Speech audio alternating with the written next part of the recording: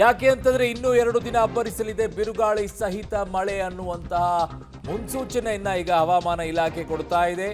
ಹಾಗಾಗಿ ಇವತ್ತು ಸಹ ಬೆಂಗಳೂರಿನಲ್ಲಿ ರಣಮಳೆಯ ಎಚ್ಚರಿಕೆ ಇದೆ. ಆಲಿಕಲ್ಲು ಗುಡುಗು ಸಹಿತ ಬಿರುಗಾಳಿಯ ಮಳೆಯ ಎಚ್ಚರಿಕೆಯನ್ನ ನೀಡಲಾಗಿದೆ. ನಾಳೆಯವರೆಗೂ ಕೂಡ ಹವಾಮಾನ ಇಲಾಖೆಯ ಮಳೆ ಮುನ್ಸೂಚನೆಯನ್ನ ಕೊಟ್ಟಿದೆ. ಸೊ ಹಾಗಾಗಿ ನಿಮ್ಮ ಎಚ್ಚರಿಕೆಯಲ್ಲಿ ನೀವಿರಿ.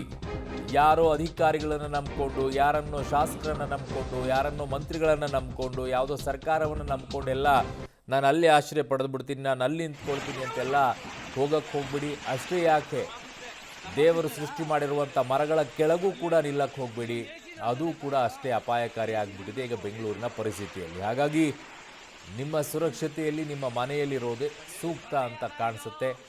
ಸ್ವಲ್ಪ ಎಚ್ಚರವನ್ನು ವಹಿಸ್ಕೊಳ್ಳೋದು ಒಳ್ಳೆಯದು.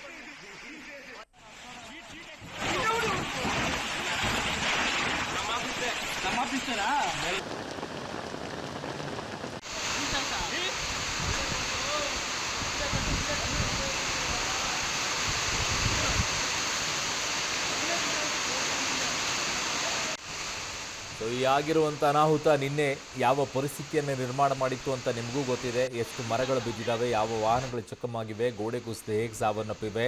ಆಮೇಲೆ ಮಳೆಯಿಂದಾಗಿ ಕೆಲವು ಕಡೆಗಳಲ್ಲಿ ವೈರ್ ಕಟ್ ಆಗಿಬಿಟ್ಟು ಕರೆಂಟ್ ಶಾಕ್ ಹೊಡೆದು ಸಾವನ್ನಪ್ಪಿರುವಂಥ 2 ಕೇಸ್ಗಳಿದೆ. ಕಟೌಟ್ಗಳೆಲ್ಲ ಬಿದ್ದಿದೆ. ಹಲವು ಕಡೆಗಳಲ್ಲಿ ಹಲವು ರೀತಿಯಾದಂಥ ಹಾನಿಗಳಾಗಿರುವಂಥ ಪರಿಸ್ಥಿತಿ.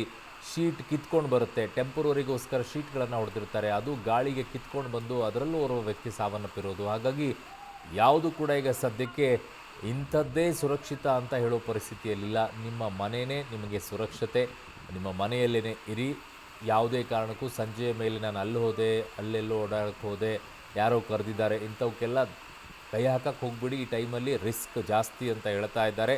ಕಾರಣ ಕೇವಲ ಮಳೆ ಇದ್ದರೆ ಸಮಸ್ಯೆ ಅಲ್ಲ, ಬಿರುಗಾಳಿ ಸಹಿತ ಮಳೆ ಅಂತ ಹೇಳ್ತಾ ಇದ್ದಾರೆ. ಹಾಗಾಗಿ ಗಾಳಿಯ ಅನಾಹುತ ಬೇರೆ ರೀತಿಯಲ್ಲೇ ಇರುತ್ತೆ.